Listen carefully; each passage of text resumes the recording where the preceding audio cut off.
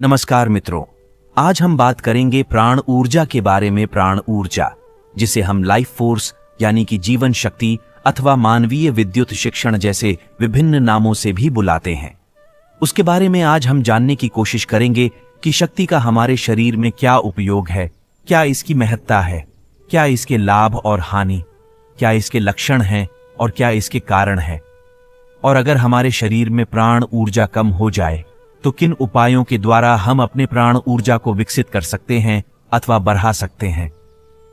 सबसे पहले हम बात करते हैं कि प्राण ऊर्जा क्या है और कैसे यह हमारे शरीर में काम करती है। आपको मालूम होगा कि प्राण ऊर्जा एक विश्वव्यापी ऊर्जा है, यानी कि ये हमारे चारों ओर सर्वव्याप्त है। जहां जो भी आपके आसपास का क्षेत्र है, जैसे जैसे ऊपर नीचे दाएं बाएं हर तरफ ऊर्जा है। इसे आप एक उदाहरण के साथ भी समझ सकते हैं। जिस प्रकार मछली जल में रहती है और उसके चारों ओर जल व्याप्त रहता है, उसी प्रकार हम भी प्राण ऊर्जा के सागर में ही रहते हैं।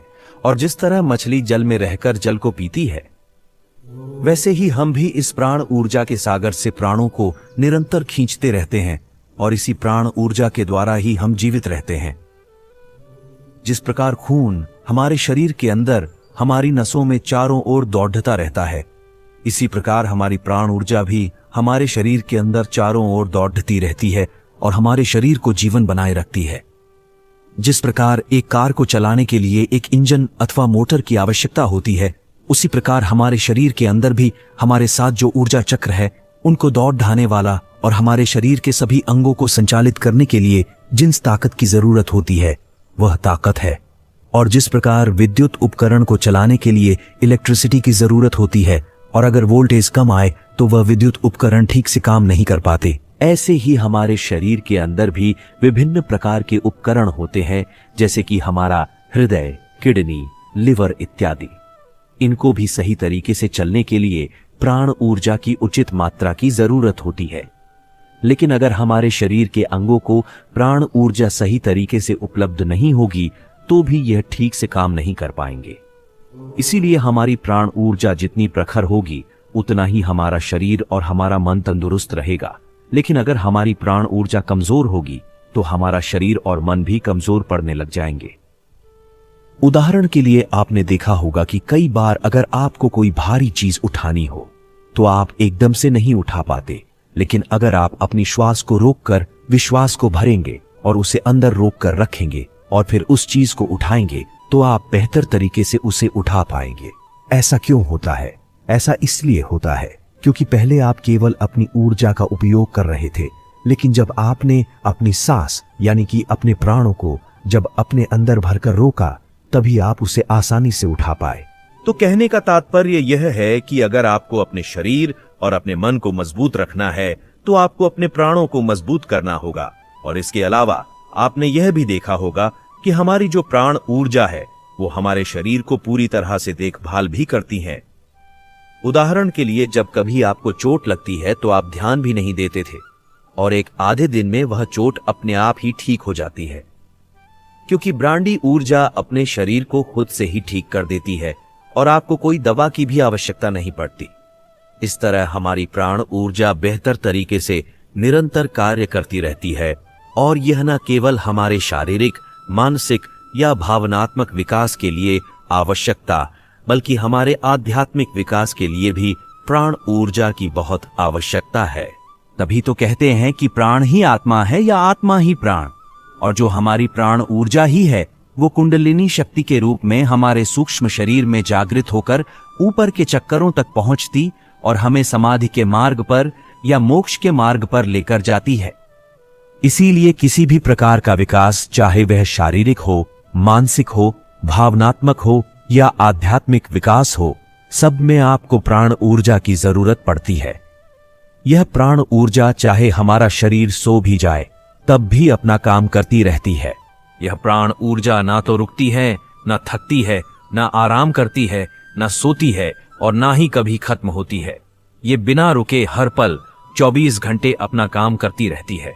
अतः जब तक हमारे शरीर के अंदर प्राण ऊर्जा है तब तक जीवन है, और जैसे ही यह प्राण ऊर्जा अर्थात लाइफ फोर्स हमारे शरीर से निकलती है तो उसी समय हमारी मृत्यु हो जाती है। इसके अलावा यह भी याद रखें, कोई शारीरिक रूप से कितना भी मोटा ताजा क्यों ना हो, कितना भी हेल्थी क्यों ना हो, लेकिन जरूरी नहीं है कि वह उतना ही प्राणवान भी होगा। आपने देखा होगा कई हेल्थी अथवा स्ट्रांग लोग होते हैं, लेकिन वह जल्दी हार मान जाते हैं क्योंकि उनकी प्राण ऊर्जा उतनी स्ट्रांगली नहीं होती। जबकि कुछ लोग बहुत शारीरिक रूप से बहुत कमजोर होते हैं, लेकिन फिर भी वह कभी हार नहीं मानते और बड़े से बड़े चुनौती को भी वह पार कर जाते। वो ऐसा इसलिए कर पाते हैं क्योंकि उनके अंदर प्राण ऊर्जा प्रचुर मात्रा में होती है। यही प्राण ऊर्जा जो प्राणों की प्रखरता है, उसे आप किसी के चमकते चेहरे के रूप में पहचान सकते हैं। जैसे किसी के चेहरे पर बहुत ज्यादा शाइन, उसकी आंखें चमक रही हैं और चेहरे पर आत्मविश्वास, तो आप समझ सकते हैं कि उसकी प्राण ऊर्जा प्रबल, या फिर किसी किसी की वाणी बहुत प्रबल होती है। उनका उच्चारण अत्यंत जोशीला होता है, तो इसका मतलब उनकी प्राण ऊर्जा प्रखर है। इसके अलावा आपने देखा होगा कि जब कोई व्यक्ति डॉक्टर के पास जाता है और वह बोलता है कि मुझे बहुत ज्यादा उदासी डिप्रेशन है, तो डॉक्टर उसको सलाह देते हैं कि आप कुछ दिन पहाड़ों पर चले जाएं, प्रकृति में चले जाएं या कहीं शांत स्थान पर चले जाएं और 10 या 12 दिन वहीं पर समय बिताएं, क्योंकि ऐसी प्राकृतिक जगहों पर प्राण ऊर्जा बहुत बड्डूद ही मात्रा में होती है, जिससे कि उनके वहां रहने मात्र से ही उनकी हीलिंग होनी शुरू हो जाती है। अब तक हमने समझा कि प्राण ऊर्जा क्या है और उसका महत्व क्या है। अब हम समझने की कोशिश करते हैं कि ऐसे कौन से लक्षण जिनको देखकर हम समझ पाएं कि हमारे अंदर प्राण ऊर्जा पर्याप्त मात्रा में है या नहीं, ये सही तरीके से काम कर रही है या नहीं, और साथ में उनके लाभ भी जानने की कोशिश करेंगे। पहली बात, अगर आपकी प्राण ऊर्जा आपके शरीर में प्रबल और अच्छी मात्रा में सही तरह से काम कर रही है, तो आपको कुछ लक्षण होंगे। पहला लक्षण यह है कि आपको कई बार सपने में हवा में उठने का एहसास होगा। आपको ऐसा सपना आएगा कि जैसे कि आप हवा में उठ रहे हैं। ये इंगित करता है कि आपकी प्राण ऊर्जा प्रखर हो रही है। इसके अलावा कई बार आप ध्यान में बैठे होंगे और ध्यान में बैठने के दौरान आपको अचानक कैसे महसूस होगा कि जैसे कि आपका शरीर जमीन से ऊपर उठ चुका है और आप हवा में आ गए हैं। इसलिए ये सभी संकेत बताते हैं कि आपकी प्राण ऊर्जा प्रभा। और भी कुछ लक्षण, जैसे मान लीजिए कि आप कहीं बैठे हैं और बहुत मधुर संगीत बज रहा है, तभी आपके पैर थिरकने लगे, तो इसका मतलब आपकी प्राण ऊर्जा अच्छी है। कई बार अचानक से सुहाना मौसम बन जाए, बारिश आने लगे, या कभी आप किसी सुंदर प्राकृतिक स्थान में चले जाए और आपका जी मचलने लगे और आपका दिल अंदर से नाचने लगे, तो इसका मतलब आपका प्राण आंदोलित हो रहा है, जो कि अच्छा लक्षण है। इसी प्रकार कोई प्रेमी अपनी प्रेमिका को देखकर या प्रेमिका अपने प्रेमी को देखकर अगर उसके दिल में हिलोरें उठने लगे, तो यह भी आपके प्राण क्षीर में उन्नति के संकेत हैं। क्योंकि अगर आप मृत होंगे और आपके अंदर कोई भावना उत्पन्न ही ना हो, चाहे सुंदर संगीत बजता रहे, मौसम कैसे भी करवटें बदलते रहे, इससे आपको कोई फर्क ही ना पड़े, तो इसका मतलब आप इंटरनली डेड हो चुके हैं। आपकी प्राण ऊर्जा डेड हो चुकी है, जिससे कि आपको कोई फर्क ही नहीं पड़ रहा है। इसके अलावा अगर आपकी प्राण ऊर्जा प्रखर होगी तो आप देर तक सो नहीं पाएंगे। आप ब्रह्म मुहूर्त में सहज ही उठ जाएंगे। अगर आप सुबह जल्दी उठ जाते हैं बिना किसी आलस के, तो आपकी प्राण ऊर्जा ठीक काम कर रही है। लेकिन अगर आप बिस्तर पर 8-10 बजे तक पड़ी डीजे रहते हैं, तो इसका मतलब आपकी प्राण ऊर्जा कम हो रही है। और अगर आपकी प्राण ऊर्जा विकसित होगी, तो उसके परिणाम स्वरूप आपके अंदर तेजस्विता आएगी, आपके अंदर उत्साह आएगा, आपका निरंतर कुछ कार्य करने को दिल करता रहेगा और आपके अंदर आत्मविश्वास भरपूर रहेगा। इसके अलावा आप आशावादी होंगे और आपके अंदर बहुत से जो सकारात्मक गुण होते हैं, ये सब आपके अंदर मौजूद रहेंगे। इसके अलावा आपका चेहरा खिला खिला सा रहेगा। इस स्थिति में ही आप अध्यात्म में भी तेजी से प्रगति करेंगे। लेकिन यदि आपकी प्राण ऊर्जा में गिरावट होगी, तो आपके अंदर हमेशा थकावट रहेगी और तनाव चिंता बनी रहेंगी। आपको नींद ठीक से नहीं आएगी, आपका मन चंचल बना रहेगा, आपके अंदर उदासी रहेंगी और आपका चेहरा मुरझाया रहेगा। यानी कि जो नेगेटिव थॉट्स है वह आपके दिमाग में आने शुरू हो जाएंगे। प्राण ऊर्जा एक साधारण व्यक्ति के मुकाबले एक साधक के अंदर ज्यादा रहती है, क्योंकि वह ध्यान ज्ञान योग की ऐसी क्रियाएं करता रहता है जिससे उसके अंदर प्राण ऊर्जा विकसित होने लग जाती है। इसके अलावा जब आपके अंदर प्राण ऊर्जा बढ़ती है तो आप में सम्मोहन शक्ति बढ़ जाती है।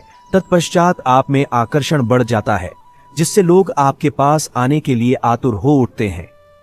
अब हम बात करते हैं उन उपायों के बारे में कि ऐसे कौन से उपायों को अपनाएं जिनसे कि हम अपनी प्राण ऊर्जा को विकसित कर सकते हैं। सबसे पहले तो आपको यह समझना होगा कि प्राणों का घटना और बढ़ना हमारे विचारों पर आधारित होता है। उदाहरण के लिए मान लीजिए आपने अगर कोई वहम पाल लिया कि आप बीमार हैं तो आप बीमार पड़ जाएंगे, और इससे उल्टा भी हो सकता है कि यदि कोई मरता व्यक्ति ये प्रबल विचार कर ले कि मैं तो ठीक हो रहा हूं, तो वह मृत्यु के समय भी अपने आप को वापस जीवन में खींच सकता है। इसलिए सबसे पहले आपको अपने प्राणों को विकसित करना है, तभी आप प्राण ऊर्जा को बढ़ा सकते हैं। हमेशा अपने दिमाग में सकारात्मक विचार यानी पॉजिटिव थॉट्स रखेंगे, क्योंकि जैसे ही आपके थॉट्स पॉजिटिव होंगे तुरंत आपकी लाइफ एनर्जी इंक्रीज होनी शुरू हो जाएगी, और जैसे ही आपकी लाइफ एनर्जी इंक्रीज होगी तो आप अपने जीवन में कुछ भी मैनिफेस्टो कर सकते हैं। आपको किसी प्रकार की मन्नतें मांगने की जरूरत नहीं है, बस आप अपनी प्राण ऊर्जा को ठीक कर लें तो आपके जीवन में सब कुछ आना शुरू हो जाएगा। दूसरी बात, आप हमेशा वर्तमान में रह रहे हैं, क्योंकि हमारी एनर्जी तब अधिक खर्च होती है जब हमारा दिमाग या तो भूतकाल या फिर भविष्य काल में खोया रहता है। लेकिन जैसे ही आप प्रेजेंट पॉइंट होकर रहेंगे तो आपकी एनर्जी सेव होनी शुरू हो जाएगी। इसलिए आप हमेशा प्रेजेंट माइंडेड होकर रहे और इधर उधर के विचारों में ना खेले। इसके बाद प्राणायाम का अभ्यास करें। प्राणायाम जिसके नाम में ही प्राण शब्द छिपा हुआ है, तो जब भी आप प्राणायाम का अभ्यास करेंगे तो आपके अंदर प्राणों की मात्रा बढ़नी शुरू हो जाएगी। इसीलिए जब आप इस प्रकार के प्राणायाम जैसे कि भस्त्रिका, कपालभाति, भ्रामरी प्राणायाम का अभ्यास करेंगे तो इनके अभ्यास से आपके अंदर प्राणों की मात्रा बढ़नी शुरू हो जाएगी। खासकर यदि आप ऐसे प्राणायाम करते हैं जिसमें कुंभक भी लगाया जाता है, यानी कि सांस को अंदर रोक कर रखा जाता है, तो आपकी प्राण और भी तेजी से बढ़ने शुरू हो जाएंगे। इसके अलावा ओम मंत्र का जाप करें, क्योंकि जब आप महामंत्र ओम का जाप करते हैं तो आपके शरीर कंपन करने लग जाता है। उसकी वाइब्रेशन इतनी स्ट्रॉन्ग होती है कि आपके ब्रेन में प्रत्येक तंतु खुल जाते हैं और पूरे शरीर के अंदर भी खुल जाते हैं। तो ओम का जाप अवश्य करें। इसके अलावा विभिन्न प्रकार की जो वैकल्पिक चिकित्सा पद्धतियां हैं, जैसे कि रेकी, एक्यूप्रेशर आदि, इनको भी टाइम टाइम पर उपयोग करें। इससे आपकी बॉडी की हीलिंग होगी और आपकी लाइफ फोर्स बढ़नी शुरू हो जाएगी। खाली समय में ताली बजाया जाए। जब आप 5 मिनट के लिए ताली बजाते हैं तो एकदम से आपको डकार आनी शुरू हो जाएगी और आपकी बॉडी में वाइब्रेशन आनी शुरू हो जाएंगे। इसलिए यह भी हमारी ऊर्जा को विकसित करने में सहायक होती है। जब भी आपको समय मिले 5 मिनट, 10 मिनट अथवा कम से कम 2 मिनट ही घर में बैठे और अवश्य करें। अनावश्यक रूप से अपनी ऊर्जा बिल्कुल नष्ट ना करें। जैसे कि जब हम अनावश्यक रूप से फालतू बोलते रहते हैं, जिसका कोई बात का मतलब ही नहीं है, कोई जरूरत नहीं है, फिर भी हम बोले जा रहे हैं, तो उसमें आप अपनी एनर्जी को वेस्ट कर रहे हैं। इस पर संयम पाने के लिए मौन रहें और हफ्ते में 1 दिन आप मौन व्रत भी रख सकते हैं। इसके अलावा जब भी बहुत जरूरी हो तभी बोले और काम की बात बोले, अथवा जितना हो सके साइलेंट रहे। दूसरा, बिना मतलब के इधर उधर बिल्कुल ना देखें। कई बार क्या होता है कि जब आप कहीं जा रहे होते हैं तो रास्ते में हर जगह इधर उधर आप देखते हुए जाते हैं। इसीलिए जब आप बिना कोई काम के अपनी आंखों को प्रयोग करते हैं तो इससे हमारी एनर्जी बहुत ज्यादा बेस्ट होती है। क्या आपने कभी सन्यासियों को ध्यान से देखा है? वो सिर्फ उतना ही देखते हैं जितना उन्हें आगे की जमीन नजर आती है। उससे आगे वह देखते ही नहीं, अपनी नाक की नोक पर ही वह अपनी नजर जमा कर रखते हैं, यानी कि अपनी आंखों को आधा खुला रखते हैं और आधा बंद रखते हैं। इससे उनकी एनर्जी सेव होती है और वे सालों साल तक जीते हैं। तथा जब आप बिना मतलब के इधर उधर के नहीं देखेंगे, तभी आप अपनी एनर्जी को सेव कर पाएंगे। इसके अलावा फालतू खाना मत खाएं। जितनी भूख हो उससे थोड़ा कम ही खाएं, क्योंकि हमारी ज्यादा एनर्जी तो खाने को बचाने में ही लग जाती है, जिससे प्राण ऊर्जा घट जाती है। इसीलिए कभी कभी व्रत भी रखेंगे, यानी कि फास्ट रखें। हफ्ते में 1 दिन आप ऐसा रखें कि आप सिर्फ लिक्विड डाइट लें, सिर्फ पानी पिएं या जूस पिएं, ताकि आपके पेट को आराम मिले। अगर आप ऐसा करते हैं तो आपकी प्राण ऊर्जा संतुलित रहती है और तेजी से इंक्रीज होती है। इसके अलावा अतिस्क्रियता से बचें। कुछ लोग बहुत ज्यादा हाइपर होते हैं, यानी कि वह हर कार्य जल्दबाजी में करते हैं, जैसे कि दौड़ते दौड़ते जाएंगे और दौड़ते दौड़ते आएंगे, एकदम से उठ जाएंगे और एकदम से बैठ जाएंगे। हर वक्त वह फास्ट मूवमेंट में ही रहते हैं, तो इससे भी हमारी एनर्जी बहुत बेस्ट होती।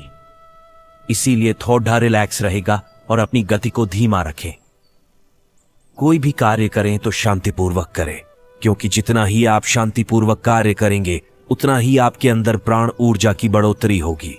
इसके अलावा जब भी आप बैठे तो झुककर मत बैठे, हमेशा अपनी रीढ़ को सीधा रखकर बैठे, क्योंकि जब आप झुककर बैठते हैं तो रीढ़ की हड्डी मुड़ जाती है, जिससे कभी कभी दर्द का अनुभव होता है।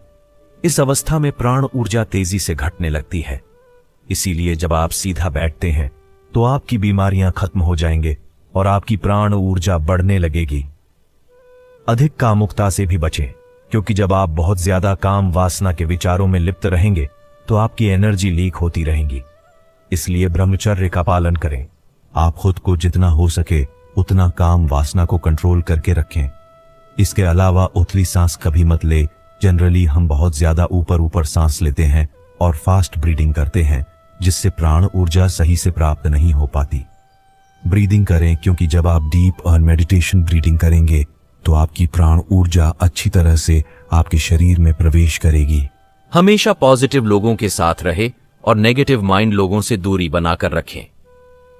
हर दिन प्रातःकाल देव स्थानों पर जाए, क्योंकि वहां पर प्राण ऊर्जा और सकारात्मक ऊर्जा बहुत बड़ी मात्रा में होती है। इसीलिए वहां पर जाकर कुछ टाइम बैठे और सूर्य स्नान करें। इसके बाद व्यायाम करें, कुछ गेम्स खेलें, सर्विंग करें और नशा बिल्कुल ना करें। जब आप किसी भी प्रकार का नशा करते हैं तो आपकी लाइफ फोर्स डीप होने लगती है, तो उन चीजों से बचें। और सबसे अंतिम बात कि आप अपने अस्तित्व से जुड़े